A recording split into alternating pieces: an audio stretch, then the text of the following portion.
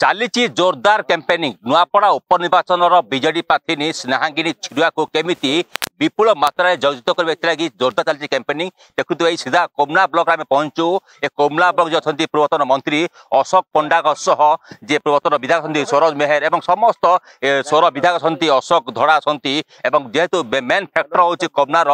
युवा भोट युवा भोटर को केमिति आपणेबे हेमती घर घर जाई भोट भिक्षा करछंती निजे अशोक पूर्वतन मंत्री अशोक पंडा तेबे एकुने सीधा आलोचना करबा सर आपन स्वागत करछि केमिति जेहेतु भोटर माने युवा भोटर बड़ फैक्टर पड़छि केमिति देखो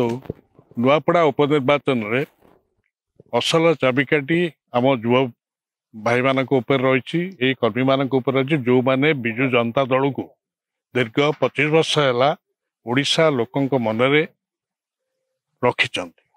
नवीन बाबू नेतृत्व में एठी जो कोमना पंचायत समिति जोड़िए पंचायत कांडतेड़ा और गंडमेरा ये दुईटी पंचायत जो कर्मी भाई माने अच्छी एठी माधवतड़ा मानव विधायक अच्छोर आम सरोज में पूर्वतन विधायक अच्छा दीप बाबू आम दलर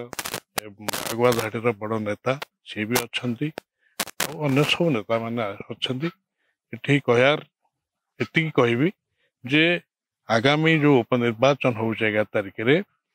गोटे कथा जे नवीन बाबू नेतृत्व उपरे नवीन बाबू को लोक भूली पार ना नवीन बाबू को यही भूली ना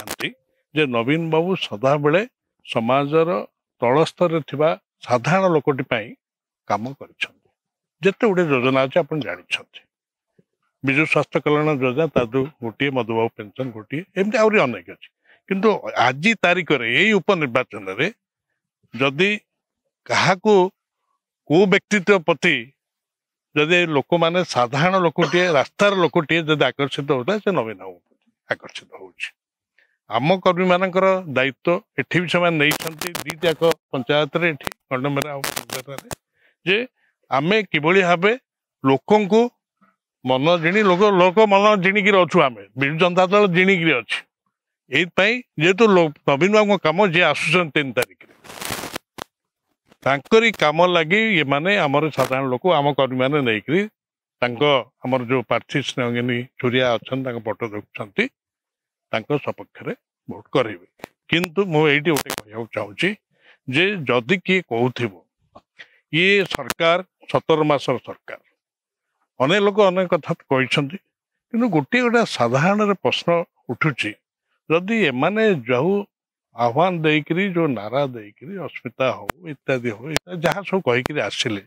17 मास पर निजे टिके आत्मसमीक्षा माननीय मुख्यमंत्री मोहन माझी कहतु सहकर्मी मैंने करूँ एमाने सतरे आज लोक हृदय अच्छा जदि था नवीन पट्टनायक लोक कहीं खोज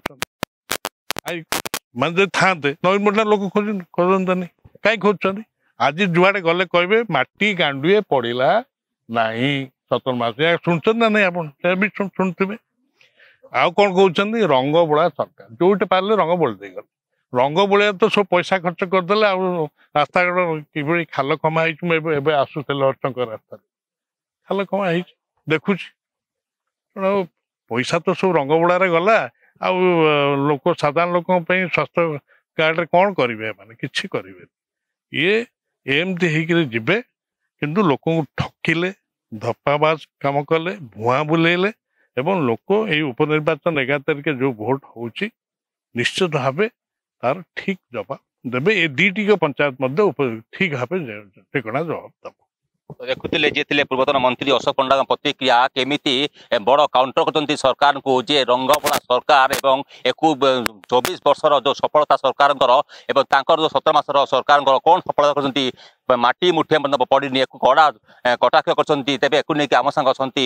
युवा पूर्वतन विधायक अच्छा सरोज मेहर कथा केमिति काउंटर कर काली सीएम आसवे बर्तमान सीएम को प्रोग्राम को भंड करने विपक्ष दल लगे एक केमिति आप देखिए